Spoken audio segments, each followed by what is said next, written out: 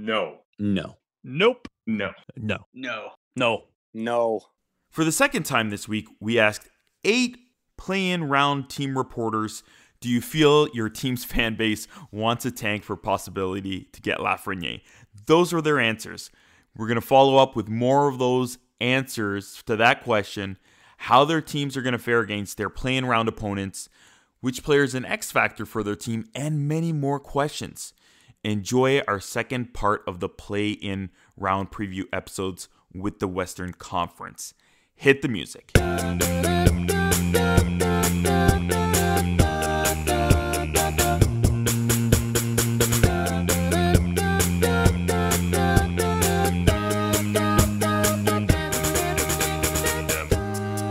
to Jablam Sports Hockey, folks. I'm your host, Peter Bojaranov, and the mic is always on. You can find me on Twitter at Russian98. You can find the full team at Jablam Sports. If you have any questions or comments, please tweet us. Use the hashtag Jablam Sports. That's JABLAM Sports. Please subscribe to us if you haven't done so yet, and click on those 3 dots in your podcasting app. Share our show with 3 hockey fans you know. Thank you, everyone. Remember, check out our website. Go to Jablamsports.com, see all our podcasts, and even game notes for every episode. You'll get tidbits and links to all the things we mentioned on this show. For our podcasts, click on podcasts and then hockey for this show specifically. So, what do we have for this episode? Well, as you know it, this is our special play-in preview episode. It's a double episode. Episode 2 is today. We have all the Western teams that are in the play-in round. Reporters joining us from Vancouver to Nashville, 8 of them. But first,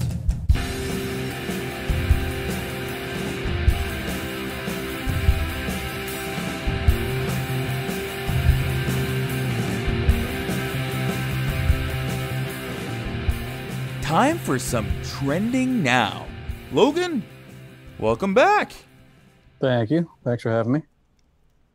Quick update. How was your trip up into the northern west of Ontario, I believe?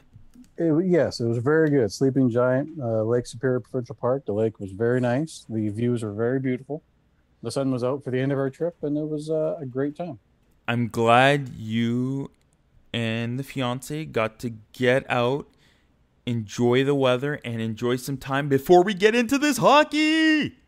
That's pretty much how we planned it too. It's like hockey's because I might have some work, so hockey came back. It's like, all right, we'll just do end of July, and then when hockey comes back, we can hopefully I'll get work. If not, then I can just sit here and watch.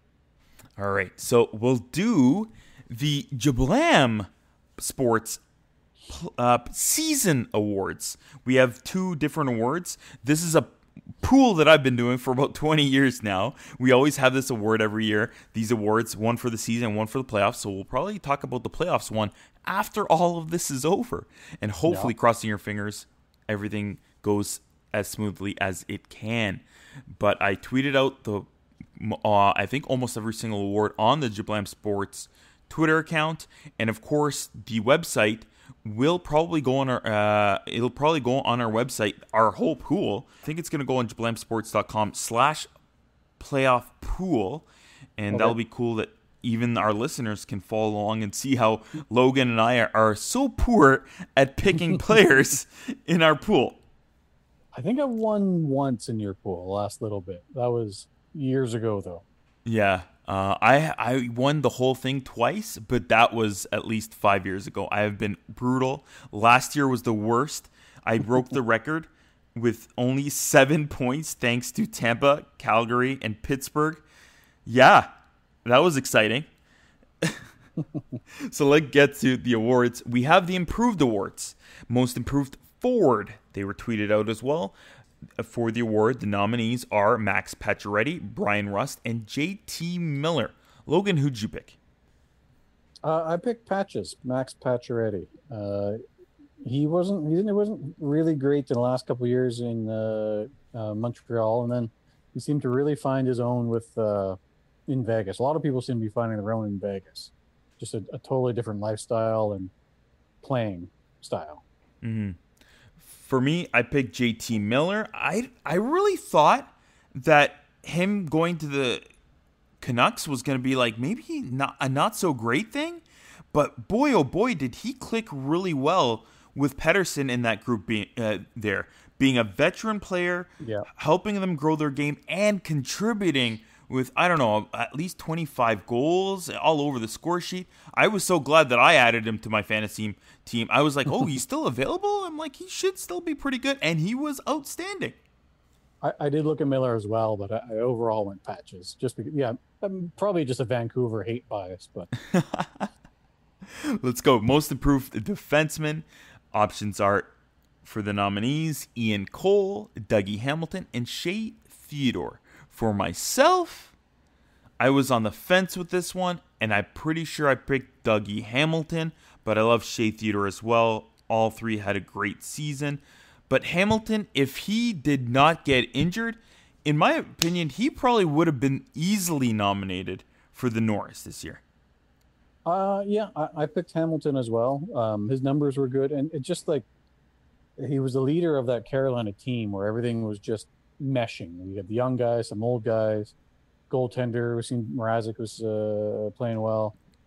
They all just seemed to be, and feeding off of Hamilton too. Like he was just the leader on, off, everywhere. So yeah, he was great, and they're not even 100% sure if he's going to be back in the lineup, but hopefully he is. But Carolina has a good depth defense either way going into these play-in round games at least. Most improved goalie, we have Tuukka Rask, Tristan Jarry, Connor Hellebuyck. This one's a hard one because the thing is with most improved, I like to at least put players, and even with the young players, like Rookie of the Year, at least players that have played a fair bit of games and are a little bit older. And Hellebuck's right there on the edge of 24 years old. Jerry's fairly young as well. And Jerry didn't play many games until this year. So I was on the fence with this one as well. But I'm going to go with Tristan Jarry. He just jumped up really well. And maybe even stole the spot, you could say, from Murray. Or at least in Penguins fans' eyes, he did. Yeah, Murray kind of went down with some injuries or confidence.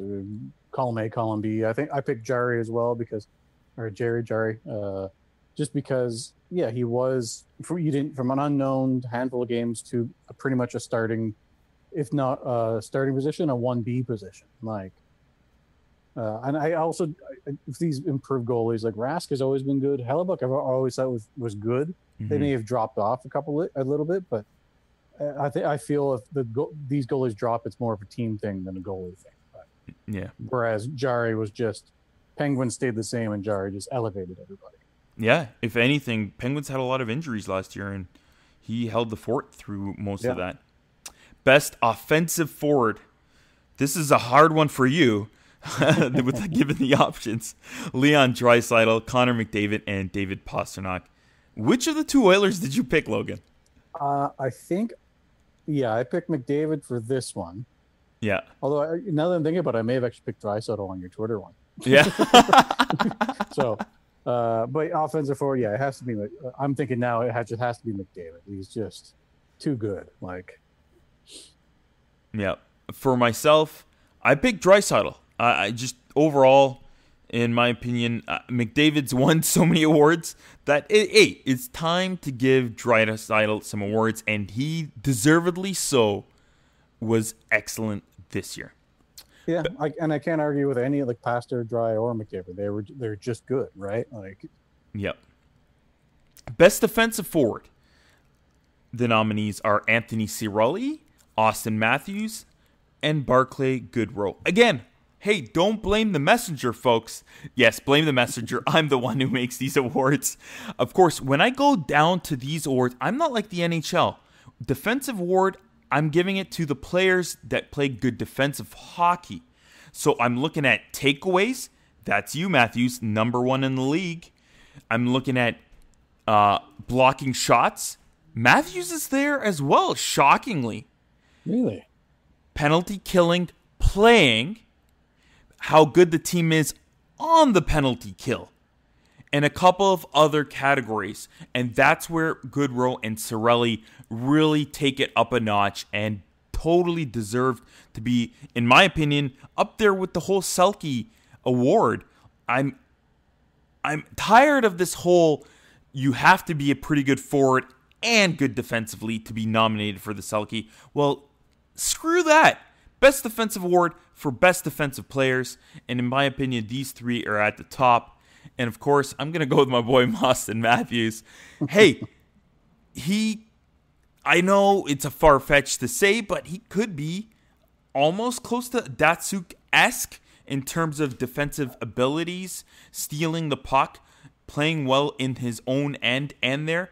Give him a year or two, and I think he should be in the Selke competition for sure. I did not pick Matthews. I don't know about his defensive game as much. I know more as the offensive player. Yep.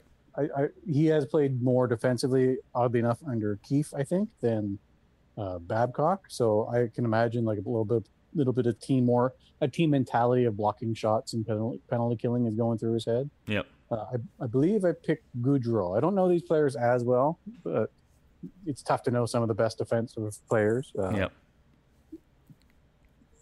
But yeah, I can't really give it to Matthews yet. He could be at Datsukin. I would give him a 3 to 4 over 1 to 2, but years to get there. But you never know. Yep, for sure. Best offensive defenseman. I don't know. I think this one's going to be an easier one, just like maybe the goaltender. But their nominees are Roman Yoshi, John Carlson, Victor Hedman. Who's your pick? The nominee should have been Carlson, because that was that's it. Yeah. I mean, it's not to knock Yossi or Hedman either. They were playing well. Yeah. They put up points for their teams. On power play, they all kill penalties. They all are on the power play, like quarterbacking it. But it's just Carlson gives it to Ovechkin scores. Yeah. Or vice versa. And that first half of that season, Carlson looked like he was way on his way to maybe even being MVP and in contention for the Art Ross. Maybe he was on fire the beginning for half of the season. Yes, he was just amazing. Like 2 points a night almost. I think. He was outstanding. All right, best defensive defenseman nominees are Charlie McAvoy, Jacob Slavin, Ryan Graves, and again in different categories. Each of these guys are great, but Slavin, he could have been easily nominated for a couple of awards this year. One given is the Lady Byng for a defenseman who makes such few penalties. Wow. For a defenseman who plays such a defensive, physical game. Wow. For a defenseman who plays so many different options in the back end, on the PK, helping out in different areas, bringing the puck out, he is outstanding. In my opinion, he is the best defensive defenseman in the league this year. Yeah, I picked Slavin as well. I really like McAvoy too, but he was banged up a little bit, so he was just a little bit slow out of the gate, and I think halfway through the season too. But yeah, Slavin was just quiet, like no nominated penalties, just taking care of his own end. I think he had a couple huge hits, if I remember correctly. So yeah, I can't not give it to Slavin either. Yeah, for sure. This is a tough one. I don't know if maybe there's some options that are left out on this one. You could say, sorry, Rangers fans, for Foxy, but Rookie of the Year, Dominik Kubalik, Quinn Hughes, Cale Makar. Who do you like, Logan? I mean, I picked Makar, but it's kind of a coin flip between Hughes and Makar, honestly. And I guess this may be my anti-Vancouver bias again, but I did go with Makar over Hughes. But also maybe Avs had a couple better players than the Vancouver did, so it made him look at that little bit better in my eyes. Well, I think I've already talked about this on the podcast earlier. I really think that Makar, I don't want to put it as a far stretch, but he could be McKinnon on the back end. I don't know. But Quinn Hughes, in my opinion, for his age, is such a good, steady back-end defenseman who can also bring the puck out and put up points. So for me, he's the Rookie of the Year. I love all three of them. I love Cale Makar. I even like Foxy. But Quinn Hughes, in my opinion, should get this award.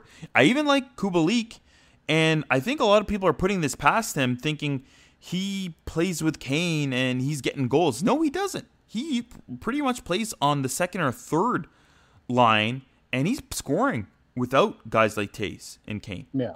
Yeah. And he started in like January? Is that the same guy? In December. Yeah. Yeah. Putting up big points. All right, best goalie.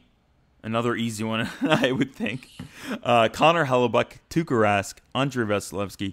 My pick, Hellebuyck, easily. Just too good, too dominant. With the defense, with so many holes that the Jets had, even coming into the season, Myers leaving, Trouba went to the Rangers, Dustin Byfuglien left, and a lot of younger guys that you don't know that are filling in roles. He was outstanding. He was stealing games for the Jets, and I even think going into the playoffs, he could steal them a series or two. Yeah, I picked Hellebuyck as well. Just pretty much the same reasons you did. It was the back end that was turned over, maybe not depleted, but definitely turned over. But he was just rock solid enough that it didn't matter who was really in front of him. Yeah. I mean, not to take anything away from Rask or Vasilevsky as well. Vasilevsky and Rask always play well throughout the regular season. Yeah. Their teams play well in front of those tenders as well. But Hellebuyck was just too good. Too great. All right, and finally, the MVP of the season. Nominees are Leon Draisaitl, Nathan MacKinnon, Artemi Panarin. I thought, in my opinion, it's a little bit of an easy one in terms of how far we expected teams to go and play well and how much of an impact players make. And for me, it's Panarin. He was outstanding. If you go ahead and watch the games with all the different players and the impact they make on their teams, and then you go and watch those Ranger games, Panarin impacts that team day in, day out in all aspects, and just lifting that team to a full nother level. Yeah, I know possibly when the season ended, the Rangers might not have made the playoffs, but he took them as far as he could, and don't be surprised, anybody don't be surprised if they win in the first round of the playoffs. Panarin is outstanding, and he totally deserves to be winning the MVP of the season. Well, that was the same thing with Taylor Hall. Was it last year or a couple years ago? Mm-hmm. He was having an outstanding season for the Devils as well, lifting them up to probably higher than they should have been. Yeah. For me, I did go with Draisaitl not only, but for reasons of like he was beating McDavid on his own team, on his own ice, and his own rink, on his own line even sometimes. Like maybe it's a little bit easier for Draisaitl than a Panarin, because if Draisaitl does have an off night, McDavid is there to pick him up a little bit, or to just give him the puck in a nice area. There's no one really for that for the Rangers with Panarin. So he was just kind of carrying everybody. But I still went with Draisaitl. Just so many points, leadership role, just everything. That's Logan and my season awards for Jablam Sports Hockey. You can go on our website, jablamsports.com/playoff pool, and then go on the awards, and you can see what the rest of us picked in our pool that are given our picks for the awards. They're all on there. And of course, you can always vote on our polls that we constantly have on our Twitter account at Jablam Sports. Thank you for listening to our award picks. We'll have a playoff awards after the playoffs are over, and hopefully everything goes smoothly there. Coming up next, our Western Conference play-in preview interviews with all those reporters from those play-in teams.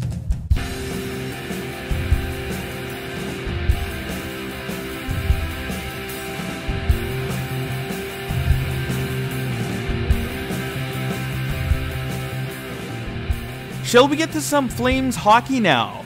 Now we have Ryan Pike. He covers the Flames for Flames Nation Sporting News and even talks CBA on Sportsnet 960. You can find him on Twitter at Ryan N.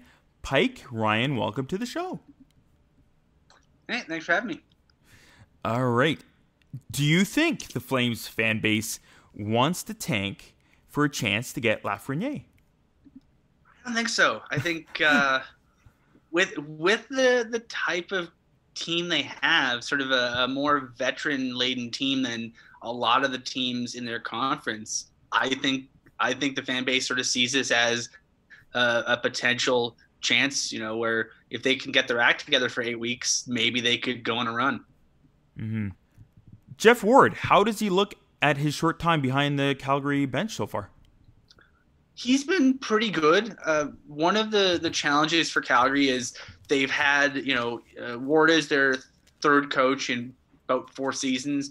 They had Glenn Gulletson for a couple of years. Then they made a change to bring in to bring in Bill Peters. Then Bill Peters resigned early this season, and they kept Jeff Ward.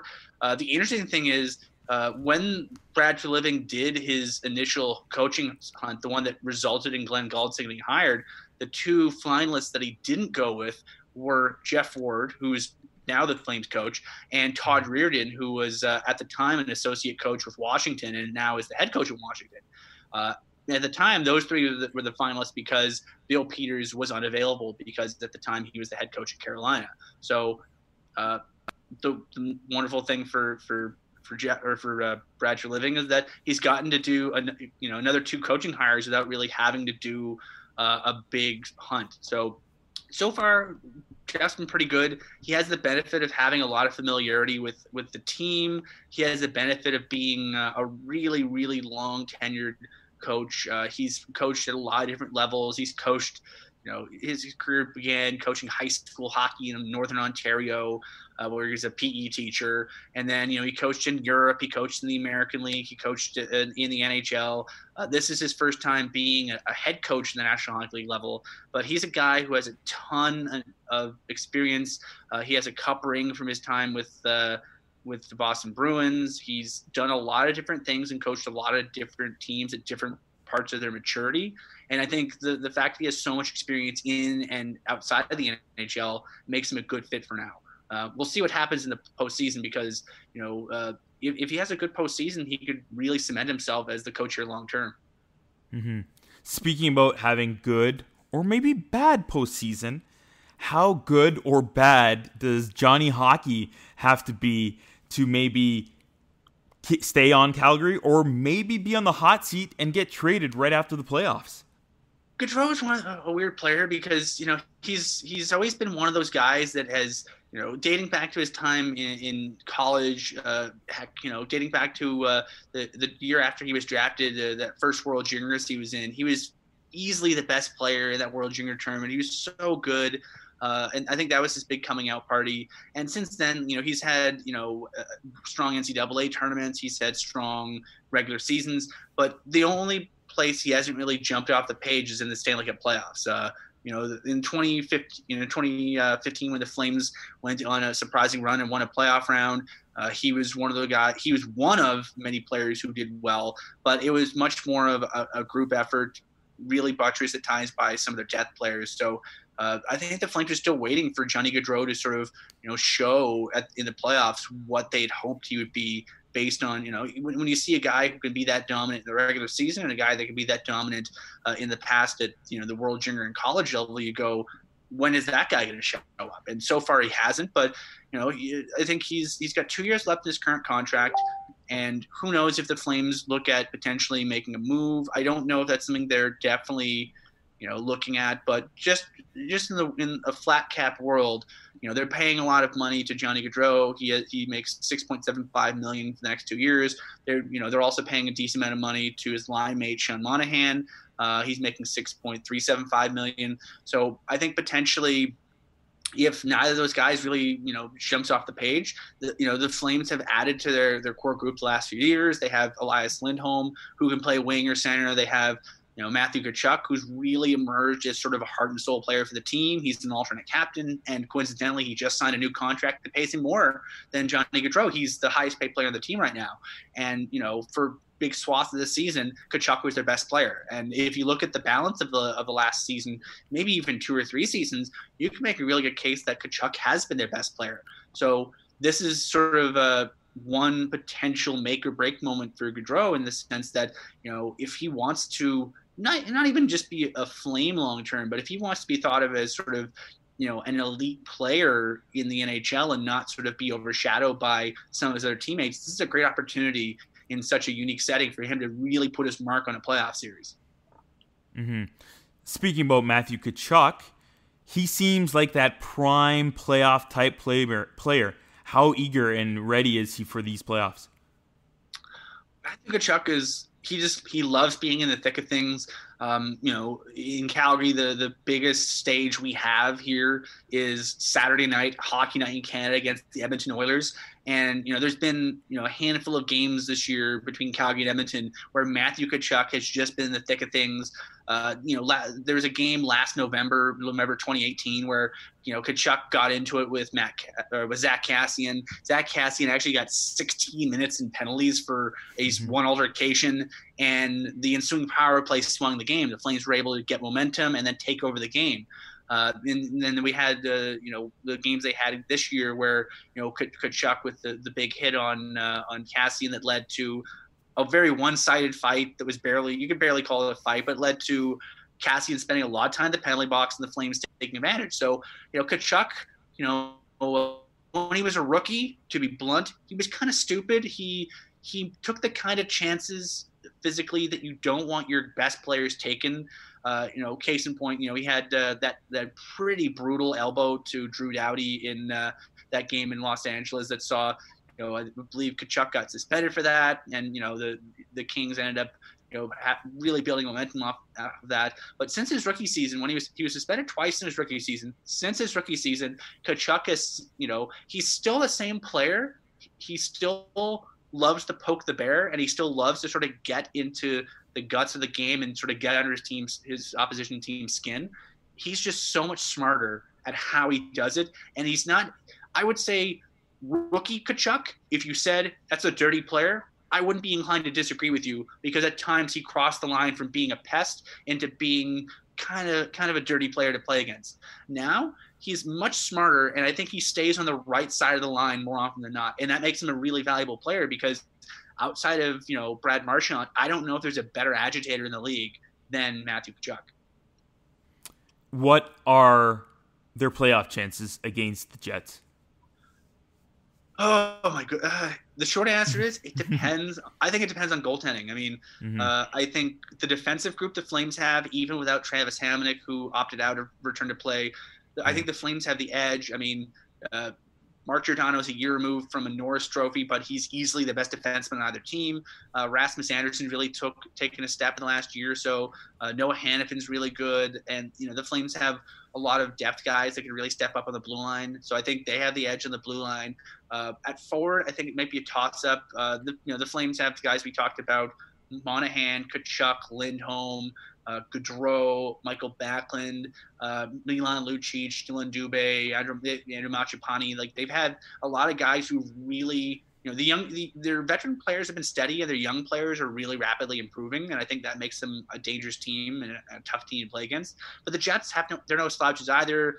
Blake Wheeler's really good. Mark Scheifele. I don't know if there's a player with a better one-timer wrist or a quick close-in shot in the league than Patrick Laine. They have a lot of good players, a lot of decent weapons. So I think at forward, it's kind of a toss-up.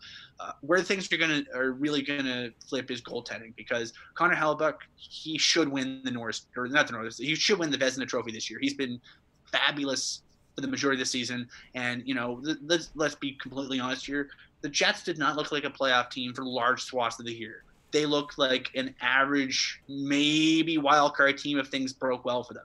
And the thing that broke well for them was their goaltending was outstanding and held them in games they had no real reason to be in. So Hellebuyck, if he's anywhere close to Vezina caliber in the playoffs after 4 months off, I think he'll be a huge asset in their favor. But on the other hand, if he's not particularly good, or if he's just average and the Flames get some goaltending from either Cam Talbot or David Riddick that can keep the Flames in games, or to keep them ahead of the Jets, I think that'll be the big thing.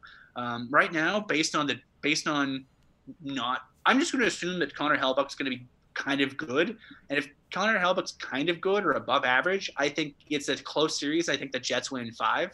That said, this has all the hallmarks of a series where, there'll be a lot of 1-goal games. There'll be some overtimes. I think from, independent of getting paid to watch these games and having that kind of a rooting interest in it, this is just going to be such a fun series because the styles that these two teams play and the talent level they have and the amount of skilled players they have are really going to lend themselves to just an absolute burn burner of the series. All right, Ryan. Thank you for coming on the show. You can find him on Twitter at Ryan N. Pike. Thank you, Ryan. Let's fly over to the Windy City. We have Nick Gismondi. Now, he's the Hawks reporter for the NHL Network. You can find him ringside at Blackhawks games for NBC. You can also find him on Twitter at Nick Gismondi. Welcome to the show, Nick.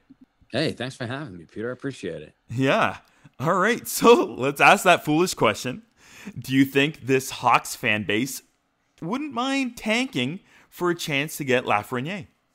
Yeah, no chance. I mean, I've only been in Chicago for a year, but I've known about that fan base and the history and the lineage that's associated with that city and their sports teams and the pride that's involved, especially when it comes to the Chicago Blackhawks. So as much as that's an enticing player to want in your lineup, I don't think that a team with the rich history that Chicago has and with the base that they have right now need to, quote unquote, lose for Lafreniere. I think that, you have an opportunity here with a core group of players and a nice mix of young guys that you can compete for the Stanley Cup.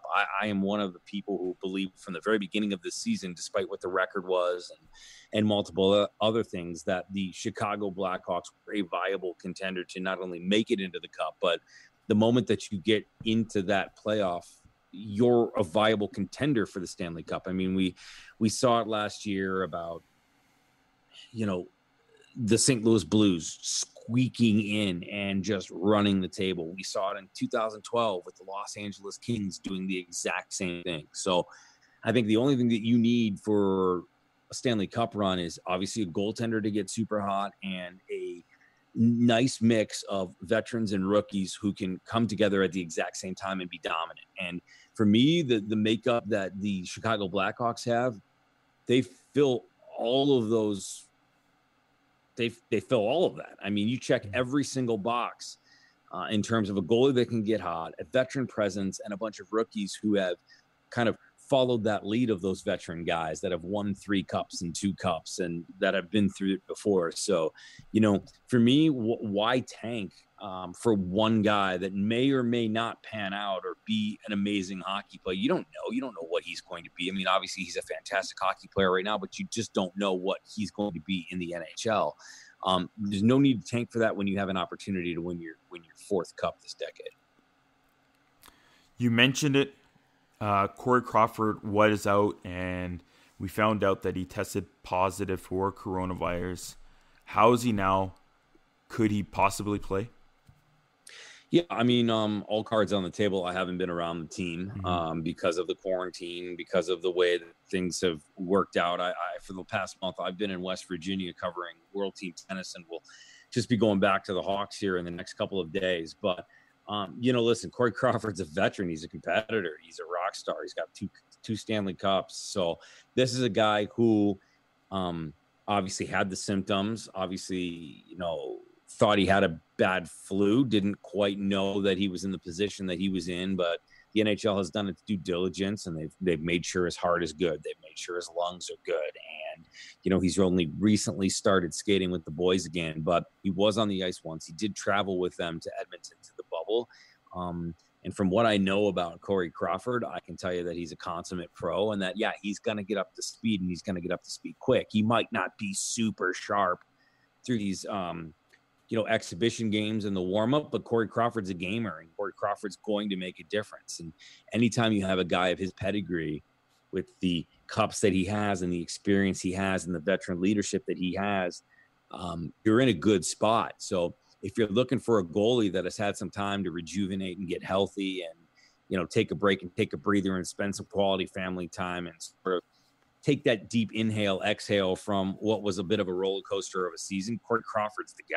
And again, checks every box, knows what it means to win a Stanley Cup, understands the pressure, battle tested, pressure tested. So for me, look out, because Corey Crawford is just one element of the Chicago Blackhawks that makes them a viable contender for Lord Stanley this year.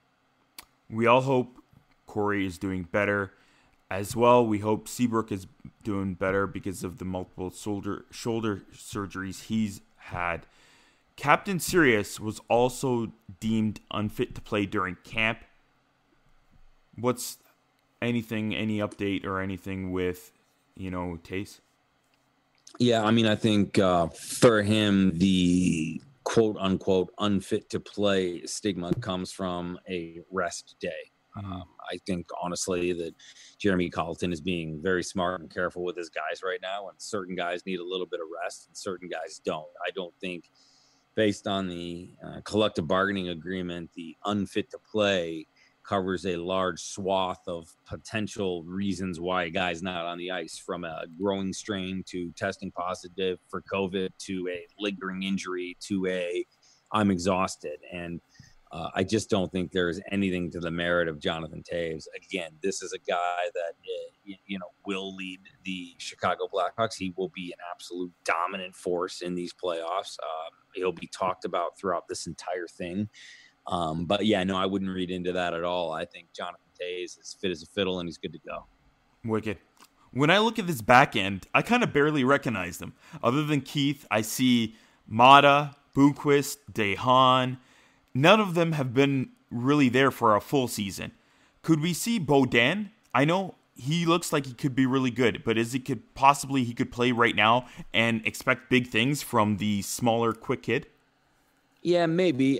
Maybe it's going to be interesting to see what Jeremy Colleton does with a little bit of an extended quiver than what he's used to having in the regular season. Obviously, the roster expanded a bit here, and some guys like you mentioned that aren't normally there. But I think when you look at what he's going to do, he's going to stick to his guns. I think we're not going to see Seabrook. He didn't make the trip to Edmonton. Still trying to figure out what his future is going to be for the Chicago Blackhawks. But the fact that Calvin DeHaan has had the opportunity to come back from his surgery and be healthy and be potentially in the lineup. And then I love the way Mata plays, and Duncan Keith is a beast. I mean, he spent the quarantine getting in even better shape than he already was. I mean, if Duncan Keith was in amazing shape, leading up to the quarantine, he's now like Captain America good, right? Like he's in that kind of shape. So the back end for the Hawks, maybe not the mainstay that you're used to seeing over their glory years, but I think that the makeup and the infrastructure that these guys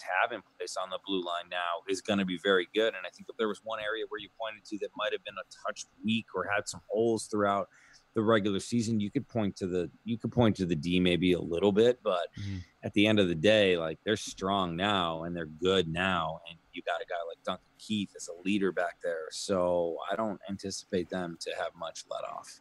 Nice. I had Kubalik on my Calder card. I'm glad he's nominated. A lot of people think it's all a factor of playing with Kane, but I see him playing on different lines, especially on the third line. How great is his shot, and is he the real deal? Dominik Kubalik is an incredibly versatile player who is extraordinarily passionate about the game of hockey, and he's a tireless worker. He's always working on something. He's never satisfied with his game, so he's always fine-tuning this little detail. He's always staying on the ice a little later after practice to work on this or to work on that. And for me, the way that he was able to move throughout the lineup this year and play on different lines and be in different situations, both pressure and situational, I was incredibly impressed with the athlete he is. And I think he's a little underrated. I think if you would have given Dominik Kubalik another, whatever we had left, 10, 12, 13 games left in the regular season in March there, I think you would have seen him absolutely tear it up. I mean, he was on fire leading into that final game against San Jose in mid-March. And I think if we would have continued to play games, he was only getting better. Like every time Dominik Kubalik stepped on the ice for the Chicago Blackhawks, he was better. So, for me, I got a good feeling that we're going to see a lot more out of him, and I think Dominik Kubalik could be an X factor in the playoffs for sure for the Blackhawks. And That being said, I think Kirby Dach is another guy, a young kid for this Hawks team that is going to be an X factor. Another kid that spent the quarantine working on his fitness, working on his core strength, getting bigger, getting stronger, getting faster on the ice because he saw just what he was up against NHL players. So, I love where this team is at right now in terms of how they're built and what their future looks like. It's good that you mentioned Dach. He looks really ready to go. What are their chances against Edmonton? I like them a lot. I mean, I think we're in real good shape, to be quite honest with you. I mean, we beat them 3 out of 4 times this season. So or 2 of 3. I don't exactly remember. But we had the edge. We had the edge on them. So listen, the Edmonton Oilers are good. Draisaitl's fantastic. Obviously, Connor McDavid is unbelievable. But at the end of the day, I think that the Hawks have their number all season. I think that this situation puts itself in the very similar. I think you've got a veteran squad on the Hawks side that's going to be able to eat alive a team that maybe doesn't have that NHL playoff experience that you need to understand and to win a cup eventually. So I like the Hawks' chances real good, and I got a solid feeling they're gonna come out on top of this one. You can find him on Twitter at Nick Gismondi. Thank you for coming on the show, Nick. Hey, Peter, thanks for having me, man. Enjoy this. It's about to be March Madness for hockey fans. All those times in March when you're just like, man, wouldn't it be awesome if hockey was just like college basketball? Well, guess what? You got your wish. So I know you're about to settle in for it. I'm going to settle in and watch a bunch of games myself. Yeah, it's going to be exciting. Now to talk Oilers, we have Reid Wilkins. He's the host of Inside Sports and Oilers Hockey on 630 CHED. Welcome back to the show, Reid. Good to see you again, Peter. Nice having you. Again, you can find him on Twitter at Reid Wilkins. So let's get to it. Do you think the Oilers fan base wants to tank for a chance to get Lafreniere? No. No? Straight not up? At all. Yeah? No, not anymore. I mean, this organization and fan base is long past that. They don't want any tanking. They were 9th overall in points and 12th in points percentage, so they definitely have a good team. They were having a good year. The second half of the season, they were a top 5 team. They have great players already. No way. It's time to think about the top of the standings, not the bottom. There's enough of that here. Yeah, there's too many of those first overalls, and hopefully you have a few of them at least right now that are panning out. All right, let's go next. What would the team and the organization consider a bigger success? Winning the the play-in round, or winning Lafreniere? You get me with these. Like, I'm not even thinking about the draft of this kid coming to Edmonton. Like, it's try to win playoff series. Yeah, that is all. Sure, you see some fans tweeting about it, but like no one's. It's absolutely playoff rounds, playoff experience.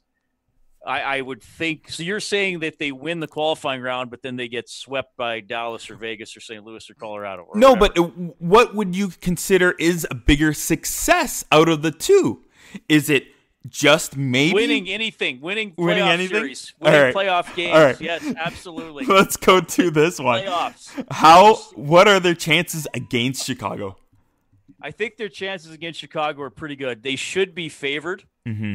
And I think they're overwhelming favorites if Corey Crawford doesn't wind up playing, because I think there's a pretty big drop-off in net there for the Blackhawks after that. Look, it's clearly a good Chicago team, mm-hmm. but I think the Oilers are pretty well positioned in this series because of their 4 good forwards, and I'm now including Yamamoto in there with a pretty consistent producer with Nugent Hopkins, Draisaitl, and McDavid. Yep. And I think if the Oilers' goaltending and PK holds up, they should be able to beat the Hawks. Obviously Kane is dangerous, and the Hawks have a couple other players who can score, but I don't mind the Oilers' defense going into this. Larson, Klefbom, Bear, and Nurse is a pretty good top 4. Russell, Jones, and Benning is a solid third pair to rotate through. So I think it's the Oilers have to be favored, and certainly a 5 against a 12 seed, should be favored. And look, I don't think it's going to be a cakewalk. Mm-hmm. I'm not selling the Hawks past accomplishments short, but they are past accomplishments. I mean, a lot of their great players are a little later in their careers. So I think a very good chance for the Oilers against Chicago, especially if Crawford doesn't play.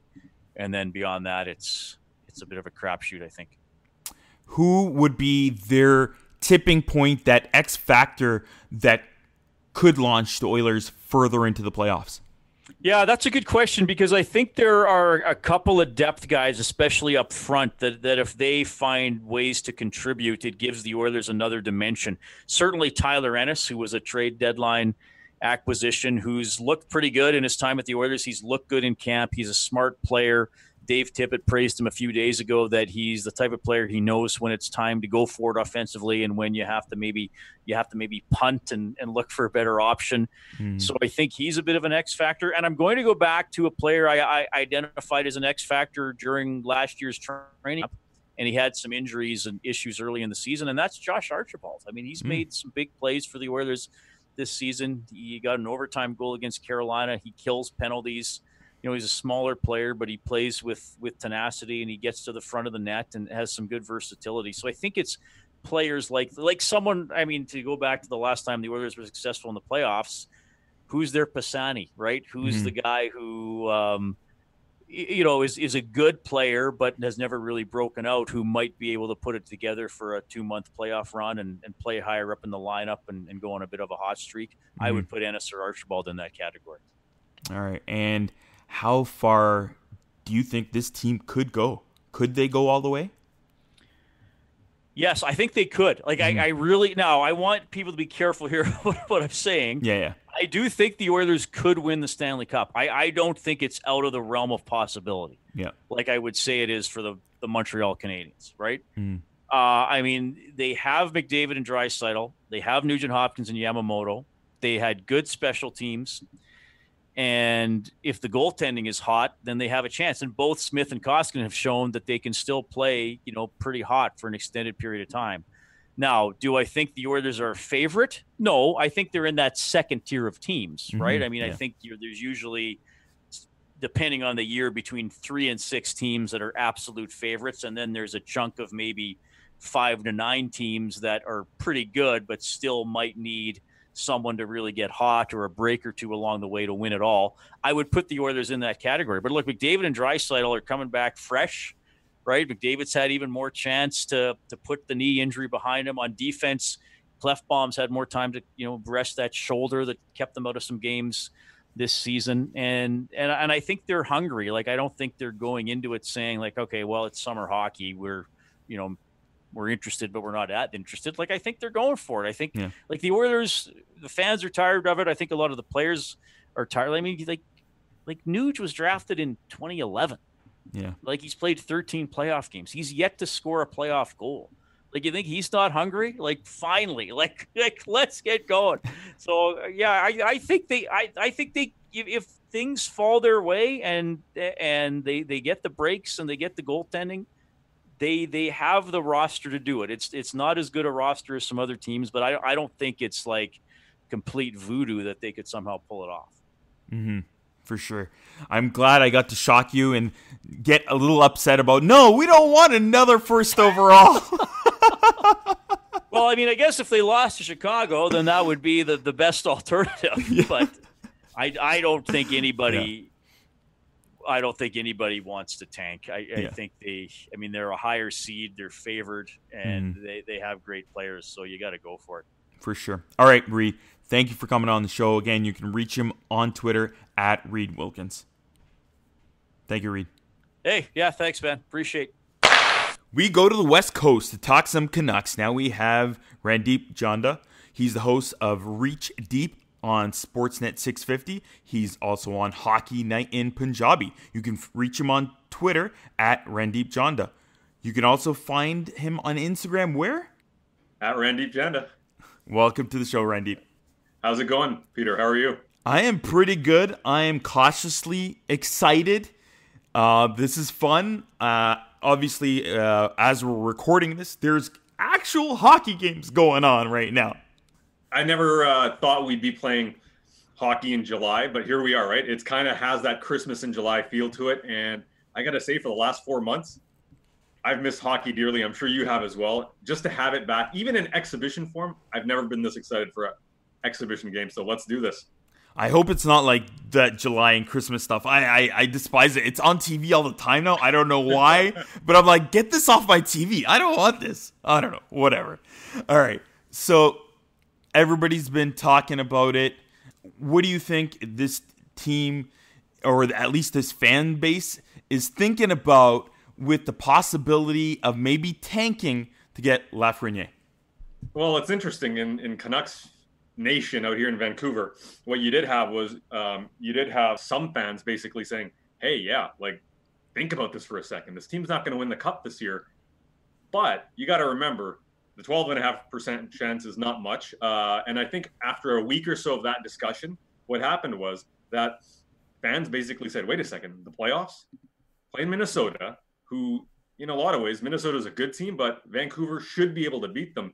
So I think that initial thought of Alexis Lafreniere and he could be a Canuck was overshadowed by the fact that, wait a second, the Canucks are going to go to the playoffs in the first time in half a decade. So that overall idea of potentially getting a franchise player was overtaken by excitement. And now you have, it's a play-in or a qualifier series, but effectively it's a playoff. And that's really starting to take over the excitement here. I don't know, but outside of Montreal, that would be my favorite storyline because I really, really like the young core of Pettersson, Hughes, Bezer, and the rest of them, even maybe Juolevi now, joining with Lafreniere. I don't know. It just seems exciting to me. How does Juolevi look? Yeah, Juolevi's looking very good in the sense that last couple of years has been rough for this kid. He's had a rough ride, and I know for the listeners out in Ontario, they know him because he played for the London Knights and had a pretty good career out there as well. He was on a very good team. But since getting drafted and kind of landing in that pressure spot with the Canucks and having Matthew Tkachuk go after you and having a few other players that are making, real impacts on their NHL teams, a couple of years, it was rough. And he got injured. He had a couple of hip injury, a knee injury, and those are, significant injuries to begin with. So it really took a toll on his confidence. But what's going on now is that this training camp in the lead up to the qualifiers, he actually had a very good camp. Defensively, he looks solid. Doesn't necessarily overwhelm you offensively, but he's never been that player. He's the guy that really processes the game so well. He's, a smart kid, and he uses his angles, and he's generally used his smarts to make those plays. So what you see now is that he's kind of has that confidence back. He's not getting beat on the outside in transition, and that's something that overall, I think there's a lot of people that in this city had given up on Olli Juolevi as being a decent defenseman in the NHL. The market had said, all right, time to move on to another one. Looks like we've lost this one. But no, he's at the very least, turning a corner and showing that he could be an NHL defenseman. His ceiling, I think, is, top 4 defenseman. You'd hope he'd be a second pairing guy. But his floor, maybe a 6-7 defenseman. So, it's a good story, especially for a team like the Canucks who are young, but they do have a cap crunch. Just adding a player of his quality potentially to their roster would be important. Michael Ferland has been out of the season mostly with concussion symptoms. He's a type of player that pretty much maybe suits a playoff style. He looks pretty good in camp. What's the update on Ferland? Yeah, that's exactly what a lot of folks are focusing on with Ferland, right? When they signed him to that 4-year deal, $3.5 million, they wanted a Tom Wilson type of player. And Ferland was that against the Canucks when he was with Calgary. He completely demolished that Canucks lineup, and Kevin Bieksa really struggled against Michael Ferland if you look back to that series. And Ferland was a battering ram. When the Canucks signed him, they hoped that they were getting that player. He's only played a couple of games in the last 8 or 9 months. So it's been tough for him. But this camp, he's making an impact. He's actually showing off his hands. He's showing that he can play and push around players. Mind you, scrimmages, so he's not going to be going, full, 100% as far as physicality. But so far in camp, he's shown that he's got those hands, his timing, and more than anything, physicality, speed will come. I think it's overall, just a player being ready and comfortable on the ice. When you've had concussion issues and concussion-like symptoms, even when he went down to his conditioning stint in Utica in the AHL, he only lasted about a period, and he had to be pulled off the ice because those concussion-like symptoms came back. The fact that he's played in these scrimmages and looks like he's going to be playing consistently for this team, probably, that's a great sign for the Canucks because they don't have a player like that, right? Zach McEwen, young player who's a physical presence, but he's still young in the game.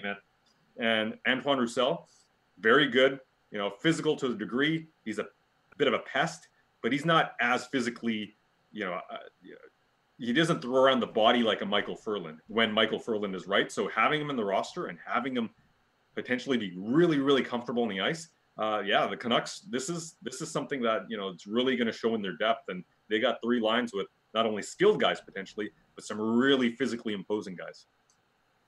What are their chances in the play-in round against Minnesota specifically? Oh, I think against Minnesota, they're by many people seen as the favorite. Correct me if I'm wrong, but out here in Vancouver, and I think it's going to be a tough series. I think they'll go 4 or 5. But the chances, as if you look at it from a comparison, I think Vancouver has more skill in their top 6. You look at those top 2 lines, they got some pop there for sure. Defensively, Minnesota is very strong. Look at that top 4 defensive men for Minnesota with Dumba and Spurgeon and Ryan Suter. You've got Brodin back there as well. A few players that can really push the puck up the ice, transition well. So I think from that perspective, you can see where the advantages are. But goaltending, where the Canucks may have the biggest advantages, Jacob Markstrom. Before he got injured, he was putting together a case to be a Vezina finalist potentially. He gets injured. We know where that goes. Still an excellent year and was this team's MVP this year. That's how good he was. Minnesota, not so much.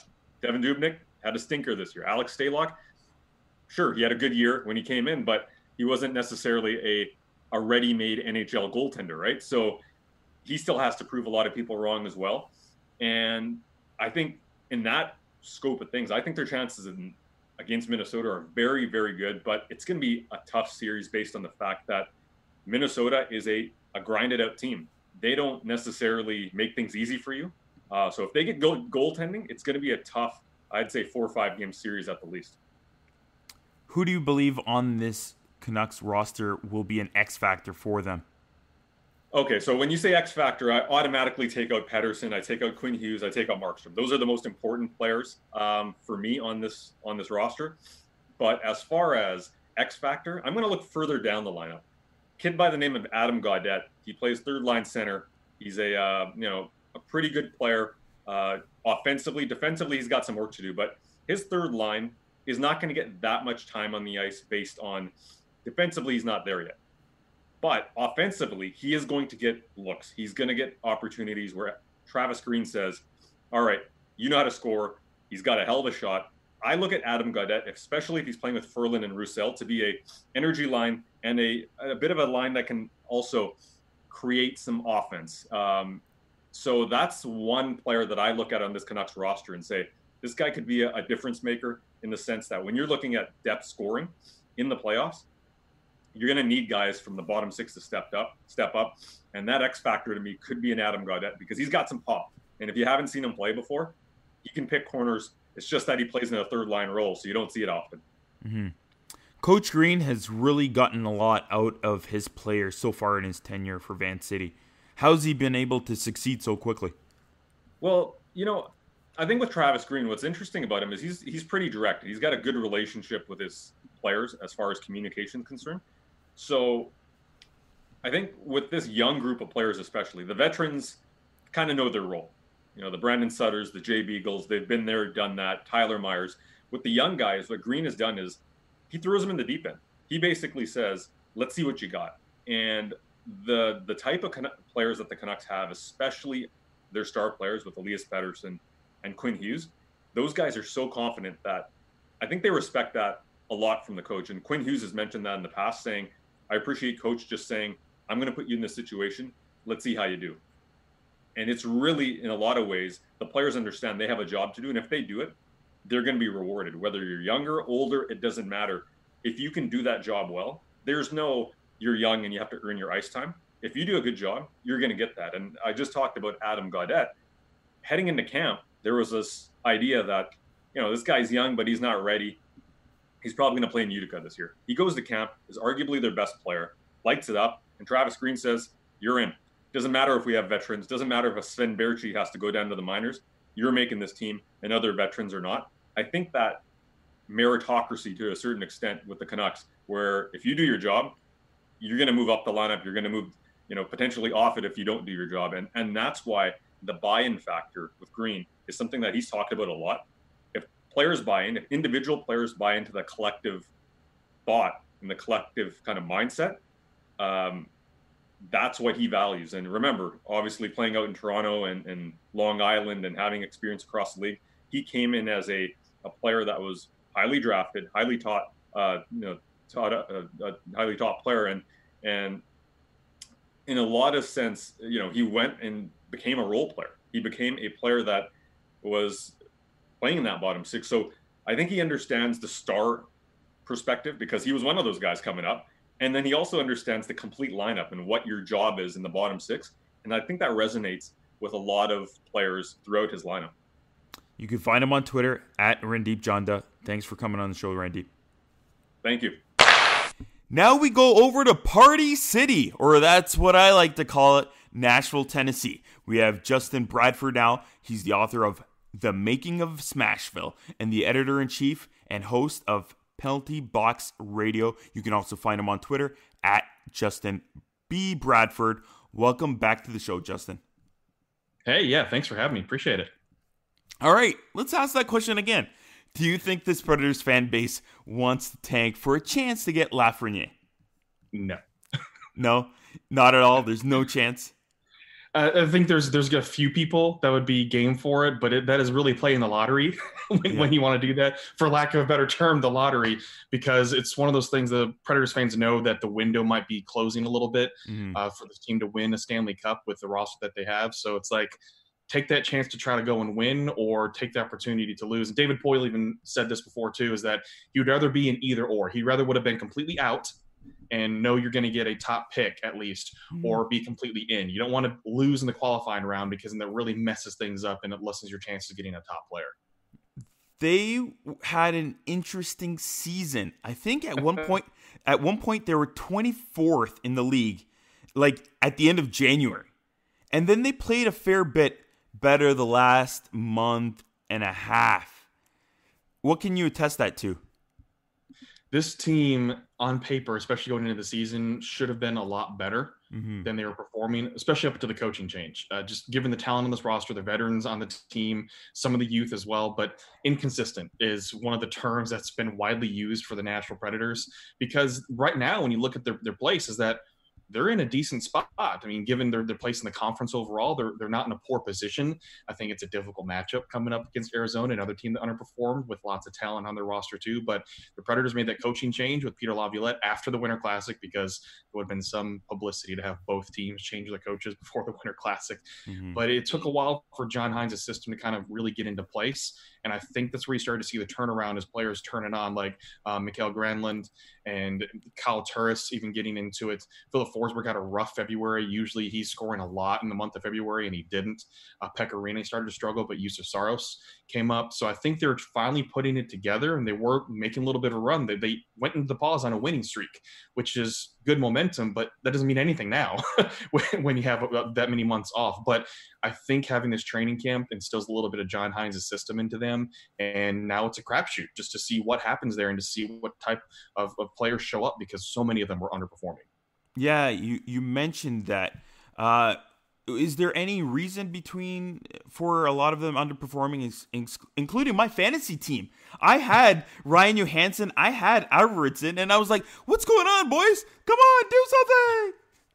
Well, Arvidsson, I don't think he was healthy when he came back from injury from the Bortuzzo hit when he was playing St. Louis. I really don't think he was fully healthy, because Victor Arvidsson's the kind of guy that has a motor that just keeps on going, and that's because he's a smaller player. It's the fortitude of, I'm just going to get back up even if I get knocked down. And we didn't see that as much on the second half of the season, and I think he was still trying to recover. And then Johansson's another one. I think it was a mental game for a lot of these guys too, that they needed a mental reset. They had a killer month of October. They really did. I mean, they were one of the teams that people were talking about, this Predators team's back. And then they lost in overtime to Calgary on Halloween. And that was the killer. It really, that is the turning point of the season, was when they blew a lead and lost to Calgary off a between the legs shot. And that turned everything around. The losing streak started, inconsistency started. So I think it was a mental thing for a lot of this team. And that's why I think them, along with a few other teams, a mental reset's going to be great for them, because there are little things that they were doing wrong. And there were little things that if they just had slight fixes, that this team could have been turned around, special teams wise. Had they converted just average on the power play, they'd probably be up 3 or 4 slots in terms of seeding. Little things like that, where they lose a 1-goal game when they shouldn't have, or they blow a small lead when they shouldn't have. So a lot of mental mistakes. So that's the reason why a lot of the underperformance happened, I think, with this team. Pecorine being one of them, is that I think it was just a mental game with him. And we all know goalies get inside their heads a lot. Yeah. So I think a mental reset for him, plus a physical reset for him, is great given his age too. So mentally, I think that's what the issues were for this team. And now with this big pause, they have a chance to reset, look at this, to just go guns a-blazing. I don't want to beat a dead horse on this, but the Preds have probably one of the best defensives in the league, but then they're maybe fairly subpar offensively. Yoshi can't do everything, right? So who's going to step up offensively? Are Johansson, Arvidsson, and the rest of those guys going to be better now for the playoff run? I think the guys that need to step up, Philip Forsberg is one of them, because he has the makings of a star player, and he's shown those capabilities. He just had an inconsistent season, and he's one of those guys the Predators are going to lean on, because he's turned himself into a power forward. He's bulked up. He loves to lay the butt check out there a lot too. He back checks really well. So great in both ends of the ice. They just need him to put the puck in the back of the net. It's that first line really of Johansson, Arvidsson, Forsberg needs to be the first line and do what they're capable of doing that we've seen them do in the past. Chemistry looked good in training camp, but then again, it's training camp. They're playing each other. Another one of those things is Matt Duchene, the big offseason signing last year for the Preds, need him to step up. And the thing is, these guys are owning that. They know they need to step up and produce. Matt Duchene definitely underperformed, and I think they're finally getting things into a rhythm with Kyle Turris and Mikael Granlund. So putting those players together gives them an opportunity to reset. But those are the players that need to step up, those first 2 lines. And then you have Roman Josi, who is just always going to be carrying this team on his back. Ryan Ellis is actually having a pretty good year as well, and he's consistently talked about as a top 10 defenseman in this league now too. Matthias Ekholm had a little bit of a rough year overall, but I think it's because he's having to carry a lot of Dante Fabro, a rookie. But I think Dante Fabro is one of those guys, young defenseman. We all know it takes defensemen a little while to mature. We saw it with Seth Jones. It took a few years, and now Seth Jones is one of those guys where everybody's pointing to, hey, he's going to win or get nominated for Norris very, very soon. Dante Fabro wouldn't necessarily throw him in that boat, but he's young. He's going to develop. He's getting thrown to the Wolves to be in the top 4 defense-wise as a rookie. So all those players, I think, just have opportunities to step up, but it's really that first line this team's going to lean heavily on. Philip Forsberg needs to score. Arvidsson needs to score, and Johansson needs to be able to feed them the puck. What are their play-in round chances against Arizona? I'd put it at 60-40 right now. And the reason I say that is that Arizona is a team that consistently was struggling with injuries. They were struggling to put things together because they have talent. They have plenty of talent. They have a very stout defense. They have an excellent goaltending core. And that's what it's going to be an interesting matchup, is that can this Predators offense that was inconsistent but still knows how to put the puck in the back of the net. They're in the top half of the league, at least offensive-wise. But then Arizona defense was top 3 in the league. So it's who's going to break on this thing. Because the goaltending tandem for Arizona, too, they know they could probably throw either one of those guys in there, and they're going to do well. Whereas the Predators, you have guys that are capable, but it's that question mark of Pecorine is which Pecorine are you going to see? And you just don't know that right now in Saros. He's known for being a slow starter. You can't have a slow start in a play-in round that's a best of 5.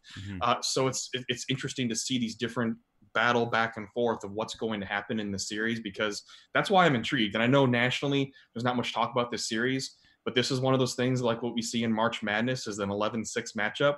Anything can happen. And I think it's, I don't want to say unfair, but you have 2 teams that are inconsistent, 2 teams that definitely underperformed and have the possibility. Arizona definitely has a shot at winning this series. And hopefully that makes the Predators, for their part, not overlook them. And I don't think they are. The focus has been in Arizona now for a month.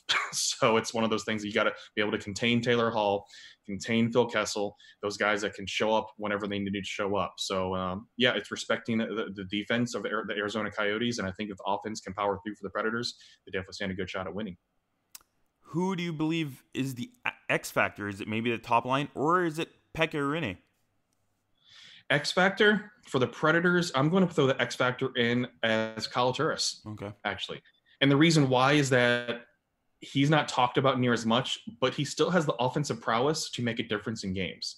And Peter Laviolette in this past year would like to put Kyle Turris in the fourth line. And that was a frustration you could tell for Kyle Turris. He got healthy scratched for a few games as well. And he finally started to click a little bit more when he was put out there and centering Matt Duchene and Mikael Granlund. So I think he's one of those X Factor guys. And when I'm looking at X Factor, I'm looking at the guy that the expectations aren't necessarily there, but he has the capability to make a difference. And that's why I say Kyle Turris, because you have expectations for that top line to do it. They need to do it. They are expected to do it. X factor being the difference maker, that Kyle Turris could score a timely goal that could win a game for these guys. And he's the one that's not necessarily getting looked at all the time on film. They're wanting to contain Forsberg, Arvidsson, Duchene, even those guys. But Kyle Turris is the one that could fly a little bit under the radar and make a true difference in the series. And how far do you think the Predators can go on a run this year? I think the expectations need to be reset to what they were at the beginning of the season. This team is overall the same on paper, aside from a couple tweaks here and there, especially on defense. But the same on paper is that the expectations where they need to make a run to the Western Conference Final. I still think they're capable of doing that, given they're the second oldest team in this qualifying round and playoffs right now. But given the talent that they have, the veteran leadership that they have, the knowledge of what it's like to be in the playoffs and go through just different sticky situations, the expectations should still be there. Does that mean they're going to make it that far? Not necessarily, but I think that they can expect themselves. The fans can expect that as well. And as we all know, anything can happen in a tournament like this. The expectations could also be thrown out the window, and you could have a team that you just didn't expect to do well all of a sudden turn it on. That's the glory of the playoffs, especially with a full reset where people are healthy again. The injuries aren't necessarily there that were there in March that would have lagged over into April. So full reset, but I think that works well for the Predators' favor, is that they have a mental reset, a physical reset. These guys can go out and just prove themselves, especially a guy like Mikael Granlund, who is an unrestricted free agent after this season. Here's an opportunity for him to really push it to earn a raise, whether it's with the Predators or another team. Craig Smith is another one of those guys too, he's been consistent on the third line. So you have some factors to the Predators that really bode well for them, that they should have high expectations for themselves too, and anything can happen. I'd hate to say that I think they're just going to lose out in the first round if they get past this qualifying round, but I do think they have the capabilities to make a run if they perform the way that they're expected to perform. You can find him on Twitter at Justin B. Bradford. Thank you for coming on the show, Justin.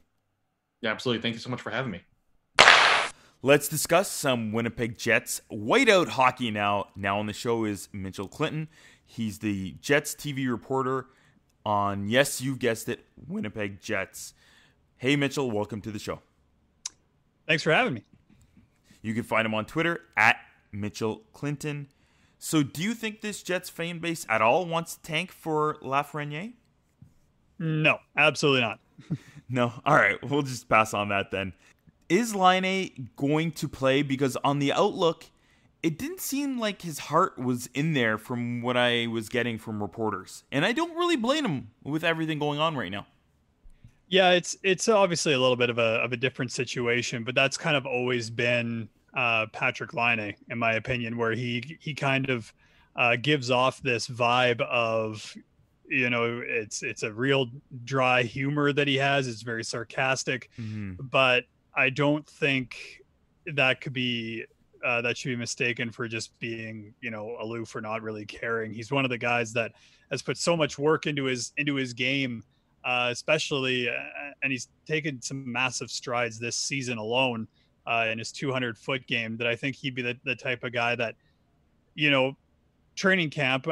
I'm trying to think of like the 2 days that he spoke during camp, and I think one was like day 3. So you're kind of getting into the grind of camp. And then I think it was a couple of days before the end of camp, he spoke again. So both those days you're kind of in the grind of camp, and really, I don't know if any player would say it was fun at that point, because you're practicing for 2 straight weeks and no game on the horizon. And then I think now, though, he, like a lot of the players on the team, are just antsy for game day. Once that puck drops, I mean, this is what they love to do, and Patrick's no different. So I'm looking forward to kind of seeing him, see if he can take that next step in the playoffs, if the qualifying round counts as playoffs. He's always been a performer for the Jets the last couple of seasons that they've made the playoffs, so I would expect nothing different from Patrik Laine. I think it does count as playoffs. They're including the stats, and that's going to make my hockey pool really interesting. Can't wait. All right, Kyle Connor. He's been terrific every single step of the way. This year included another huge leap forward. How high is his ceiling? I don't even know if you can really put one on him. And it's interesting you asked, because Paul Maurice, I believe it was this week or the second week of training camp, where he kind of said Kyle Connor has the potential to be a top 10 player in this league.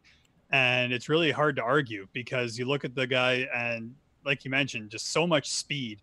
And that's one thing. So it's great to have that. But he's got a really good stick. And what Paul Maurice means by that, he's just a guy that he's not going to go in the corner and take out a 225-pound defenseman. It's just not going to happen. But the way that he's able to get pucks off of defensemen, using his stick, break up passes, knock passes down in the neutral zone, and then get going back the other way on offense, is something that really makes him dangerous. I was kind of looking back at some highlights from the Jets and Oilers game just prior to the pause. And the goal that Kyle Connor scores in about 30 seconds into the third period pretty much, I think, sums up what he's able to do. So there's a bit of a turnover high in the Jets zone. Blake Wheeler's the first one to get to the puck, and he makes a real nice pass, but Kyle Connor makes this incredible read and then gets up the ice extremely quickly. And then all of a sudden he's in all alone and he scores, and Jets are up 3-2, and he adds an empty netter for his 38th goal of the year. He went into the pause on a real tear, 8 goals in his last 7 games. So he's a guy that, I mean, he was knocking on the door of 40, was more than likely going to get there if the pause didn't happen. Definitely a guy that the Jets are happy that they have locked up long-term contract-wise. They've got some great offensive weapons, and they have, in my opinion, he's going to be a landslide winner for the Vezina. How many games will Hellebuyck need to steal for the Jets if they want to go far into these playoffs? Well, I think you ask anybody in the Jets dressing room, how valuable Connor Hellebuyck is, and they can't seem to come up with enough superlatives for what he's been able to do this season. And the stats back that up. He's faced the most shots in the National Hockey League, and I think it was Natural Stat Trick that had him as the highest high danger chances as well. So he's been busy. I don't, will he be a difference in a playoff series? Absolutely. I think any playoff series, any team that has success in the postseason, you're going to need your goaltender to be that difference. I mean, I look back at the 2018 Western Conference Final between the Jets and the Golden Knights, and Connor Hellebuyck played well. It's just Marc-Andre Fleury seemed to have this, he would make that one save, and then all of a sudden, Jets lose the game by 1. And that's not to, diminish what Connor Hellebuyck accomplished in really his first extended run in the National Hockey League playoffs. I think there's experience that he's gained from that, like a lot of the young players for the Jets. So, he'll be busy. He knows that, but he's also the same kind of guy that, he set the Jets franchise record for shutouts this season when he shut out, oddly enough, the Vancouver Canucks, who they play in the exhibition game. And all he really said, I think he made 41 saves in that game. And he said, I can't say enough about what the guys did in front of me. And he does that every single time. He's not a guy that's going to, really take all the praise. He's going to be like, listen, these guys got in lanes. They got shots over to the areas that I can see them. Yeah, he still had to make some big stops, but every goaltender has to. So in the playoffs, yeah, could he be a difference? Absolutely, he can. He's shown it on more than one occasion. But don't discount how he feels about his defensemen, because those are his guys, and it's quite interesting to see the relationship between the two of them.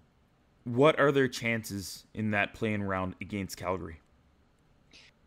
It's going to be an interesting series, and I've gone back and forth. I've got some friends that work for the Flames, and we've kind of been talking about it. It's so hard to predict this series because actually Calgary was going to be the team that the Jets were going to play next if the pause didn't happen. So that would have actually given the coaches on both sides something to work with because they played each other in the Heritage Classic in October. But since then, Calgary's got a new coach. So, that pretty much changes maybe a little bit of some of their systems play. It's a little bit more difficult for Paul Maurice to get a read on maybe how Jeff Ward wants to run his bench outside of, maybe seeing some previous games going into the pause. But even then, those games aren't against the Jets. He doesn't know kind of what matchup Jeff Ward's looking for. So it's going to be a little bit of an adjustment there. And then from the Jets standpoint, I mean, Brian Little was the guy that scored the overtime winner in that Heritage Classic. Unfortunately, he's not part of the return to play roster. He still needs a little bit more time to heal up. And the Jets have added Cody Eakin. They've added Dylan DeMello. It's an entirely different squad almost that's going to be going into the series. So that's what makes it so difficult. And then you kind of start to break down some of the numbers. I mean, both of these teams are capable of comebacks. I think the Flames had 8, the Jets had 6 when trailing after 20 minutes this year. And then I believe they were both in and around the top in terms of wins when trailing after 40 minutes as well. So it's going to be an interesting series. You got high skill offense on both sides. Johnny Gaudreau, Andrew Kopp called Elias Lindholm one of the most underrated players in the National Hockey League during one of his Zoom availabilities. Then you got Mark Scheifele, Kyle Connor, who we talked about, Patrick Laine. Blake Wheeler is, maybe he's not at the 91 point clip that he was the last 2 seasons, but I mean, name me a more feared guy with the puck on his stick in terms of whether he's going to shoot the puck or make just one of those incredible passes that you see on Jets power plays. So it's going to be an intriguing series. Calgary, I believe, is still kind of sorting out exactly who's going to start in goal for them. Obviously, that's a pretty easy call for Paul Maurice with Connor Hellebuck. But man, oh man, the more I dive into the numbers on this series, the more I think it's going 5. Obviously, I hope the Jets are the team that prevails in that one. But it just seems these two teams are so close and have so much motivation based on how last year's playoffs went for both teams. Just all that motivation. The numbers are so close. I just think this is one that's bound to go 5. Yeah. Who do you think could be that X factor for the Jets for this long run? I think there's a couple. You could look at defensemen like Neil Pionk or Josh Morrissey. Both guys so Pionk had, career numbers this year, whether it was power play points, whether it was average ice time, assists. I think he tied his career high for goals. Like he was basically had numbers that I think the Jets hope that they, could get out of him if he played in this prominent role. And Pionk more than delivered. And then in the defensive zone, he's quite good too. Josh Morrissey felt he grew a lot this year. Whether it was signing the contract that he did, the contract extension that he did in training camp, being an alternate captain for the first time in his career at the NHL level. He had a lot to deal with in the early going. I think he was also trying to be the guy to take on all the responsibility with all the changes that there were on the Jets blue line. He said he learned so much from that, and he's playing more like himself, or was playing more like himself going into the pause. So those could be the differences on the back end. But I talked a little bit about the skilled offenses on both sides. I think in any matchup in the National Hockey League, you're probably going to see a little bit of a wash between whether it's Calgary's high skilled guys or it's Winnipeg's. I think the difference could come down to there's a line that the Jets have. It's Adam Lowry, Andrew Kopp, and Jack Roslovic. The main reason I pick them is because Paul Maurice likes to use them against the other team's best, especially if that line is bigger and plays more physical. And Adam Lowry is a guy who's healthy, number one. He missed 20 games and then played 2 just before the pause. That's going to be a big boost for the Jets. He's a guy that takes on those matchups and will play physical and has performed in the playoffs as well. So that line will go up against the opposition's best. But they also play a grinding, like puck possession style of game, and there is some offense there. Andrew Kopp's game in terms of offense this year took another step, and it slowly has been. I believe it was this year that he registered his 100th career point, and he was asked about it after the game, and he says, well, I hope the next 100 come a lot faster. That just shows, I think, the kind of level that he expects out of himself. So there's some offense on that line. Lowry's a guy that has scored 15 goals in a season before. Maybe not having the offensive numbers this year that he's looking for, but I mean, this would be the time to shine. And Jack Roslovic's game as well has taken a step. He's able to, as Paul Maurice said, stay in the game, stay in shifts, doesn't necessarily feel like he has to make something happen absolutely every single time he's on the ice. So that line, whether they're going up against the opposition's best or playing that strong puck possession game back in the other team's zone, can wear down the opposition, and they can also put the puck in the net. Jack Roslovic's a guy that I believe set a career high for goals this year too. So they're capable of doing it. So that would be the line that I would keep an eye on. You can find him on Twitter at Mitchell Clinton. Thanks for coming on the show, Mitchell. Absolutely. Anytime. Let's go to the Twin Cities, but even closer to St. Paul, and talk some Minnesota Wild hockey. We have Kevin Fallness now. He's the host of the official Minnesota Wild podcast. You can find his show right on the Wild website. You can also find him on Twitter at Radio Fallness. Welcome to the show, Kevin. The pleasure is all mine. Any chance I get to talk hockey, I will break my neck to make it happen, because it's been a long time coming. I think at times we all thought it wouldn't happen, might not happen, couldn't happen, but here we are. It's happening, and I'm excited to be a small part in being able to talk about it. Thank you, Kevin. That's great. I'm cautiously excited as well. Before we get into more of that hockey talk, I do want to ask you one thing that was kind of trending on Twitter about a week ago. People didn't know that there was a bear in the Wild logo. I actually, specifically for myself, I thought it was a cat, like a wild cat. Kind of like maybe Nordy, the mascot. He's just a wild animal. So is it a specific animal, or is it just a wild animal? No, I think that's kind of their design when they came up with that thing. The logo, the State of Hockey Holy Grail logo. When they came up with that 20 years ago or whatever it was, they wanted a little ambiguity in it. So it, depending on who's looking at it, it could look like a landscape of the forest in the upper north regions of Minnesota. It could be a bobcat. It could be a bear. If you squint really hard, it could be a raccoon. I don't know. Yeah, it depends on who's looking at it. They come up with all sorts of different things. But I definitely see the bear. I see the North Star for the eye. I see the river running through it. I see the trees. So, yeah, to me, it's kind of a cool logo. But, I can see where other people might have an issue with it. I think it was a good idea then. If they wanted for ambiguity, they got it, and fans were wondering. All right.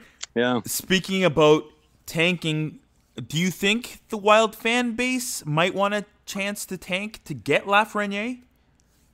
I can understand the arguments as to why some might want it. There's no guarantees, first of all. But second of all, I just think that's a loser way to go about it. You don't try to tank. You don't try to lose out on in a playoff series, even if this kid is as good as they all say. And of course, they're talking about how great he is and how he could change a franchise, and I get that. Would I welcome him on the Wild roster? 100%, of course. But you never go into anything and practice losing.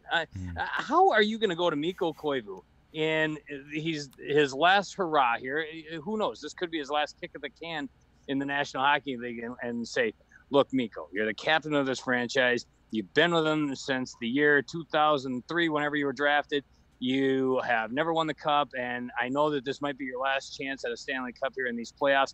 But look, this kid is very good. For the better of this franchise, we just want you to lay down.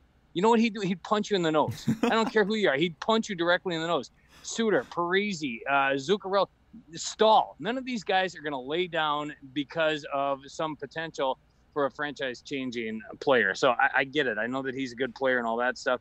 But there's no way anyone with any salt in their veins is going to any blood in their veins is going to allow a team to just roll over and play dead. That's just not the way these guys are wired. That's true. Kevin Fiala, he's not a household name. Tell listeners how good he truly is. Well, if you asked me that maybe 12 months ago, I would have said, I don't know. He's kind of an unknown commodity. He might still be, but I mean, what he was doing at the end of this regular season is something Wild fans haven't seen in a Wild uniform since the days of Marian Gaborik. I mean, he was on that type of a tear. I was looking at the numbers: 23 goals on the season, second in the franchise, next to Zach Parise's 25. But I mean, he was just tearing it up coming into that break. January and February, the kid was on fire, and he was just doing it in all sorts of ways.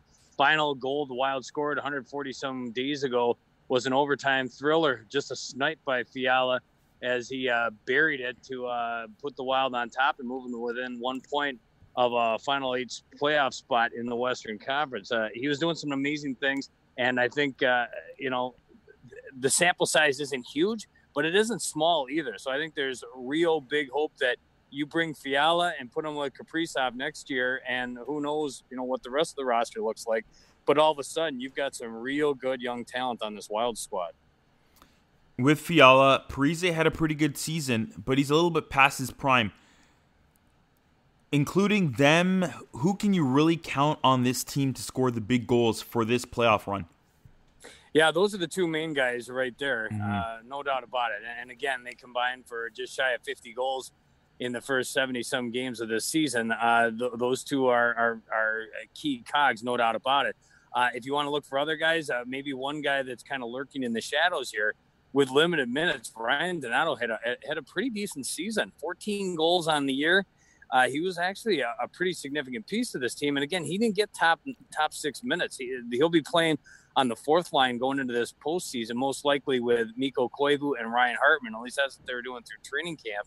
And he's got the ability to, from out in the shadows, he might not log 15, 20 minutes, but he's going to get his time out there, and he loves to shoot. So that might be a dark horse to watch for. But on the other hand, a guy that you should fully expect some offensive production from is Matt Dumba. Had an unbelievable season, I guess now a season ago, before he tore his pectoral muscle in Calgary, but was on just a tear that season. Took a step back coming into this year, but I think it felt like he was ramping his way back up to prime form when the applause came about. So he's going to be another guy that I think this team needs to get some production offensively from the blue line.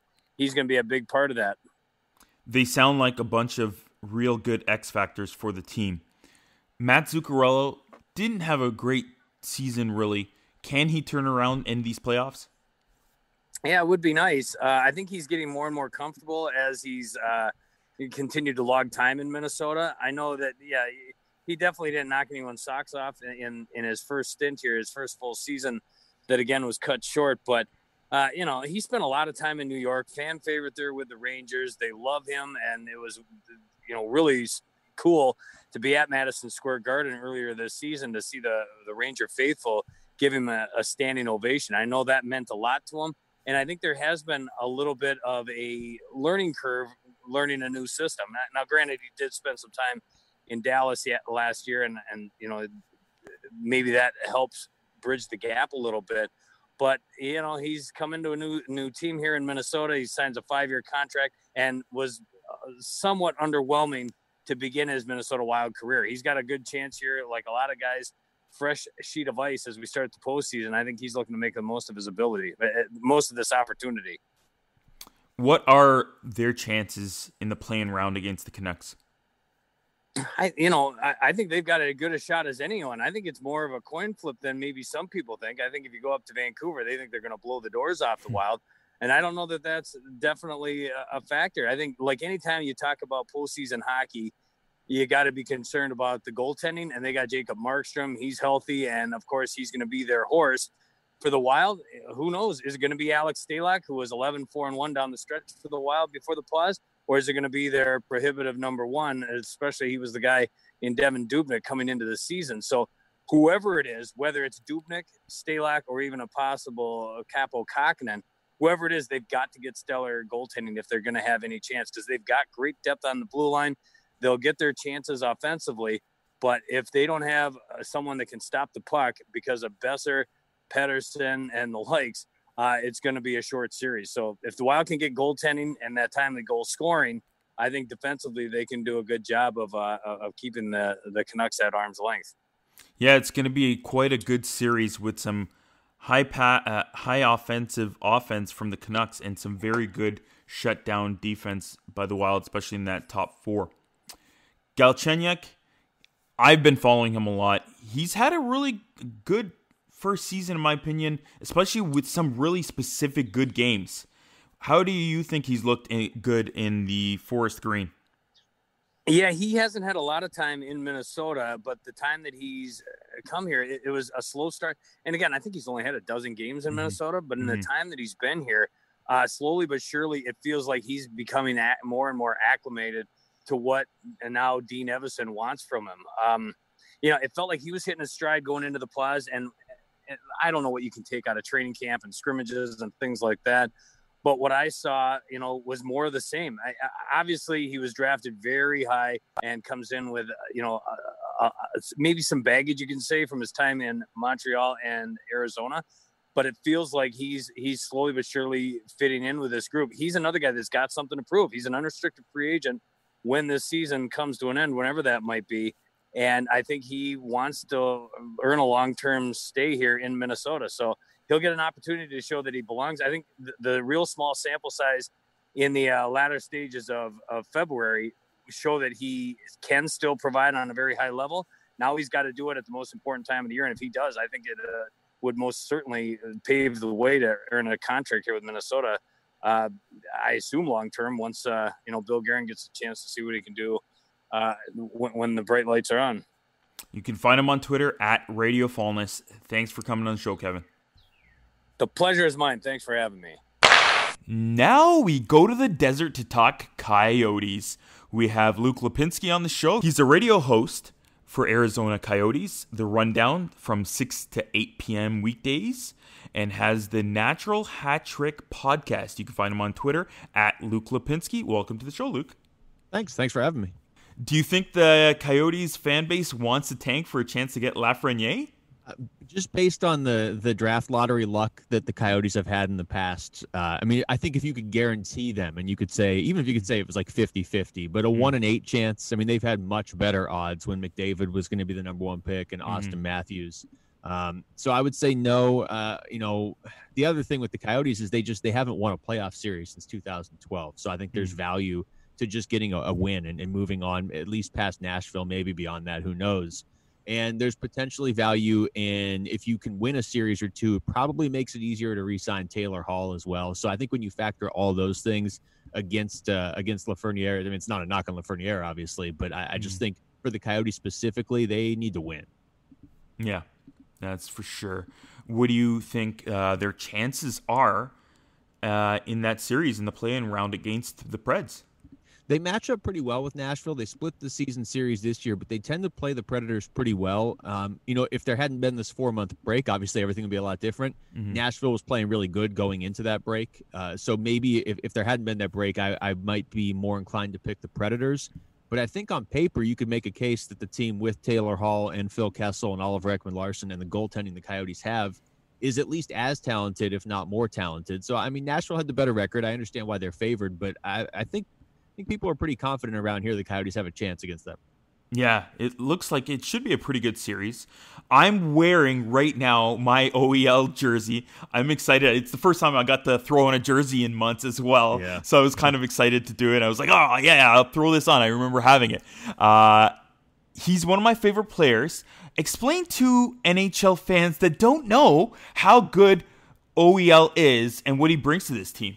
It's it's actually a great question. It may sound like a simple question, but it's a loaded one. He was a breakout player for this team. The last time they were in the playoffs, actually, he was kind of like the sixth defenseman at that point. He was so young, but after that, there was 3 or 4 years in there where he was just outstanding. Then he had family issues off the ice. They switched coaches to Rick Tocchet, which ultimately has been good for him. But the first year under Rick Tocchet and the new system that they used to run over in Pittsburgh, switching that over for the Coyotes put a lot of pressure on everybody, and it took a while for the team to adjust, but especially your number one defenseman. And so he was working towards becoming the captain at that point. Shane Doan had just retired, and there was just a lot going on. So there was a year or two there where he actually took a step back from where he was. He looked like he was going to be a Norris finalist, and he obviously hasn't gotten there yet. But he is asked to do a lot for this team that doesn't necessarily show up in the stat sheet. that's for sure. He's great. I can't wait to see more of Oliver Ekman-Larsson during this run.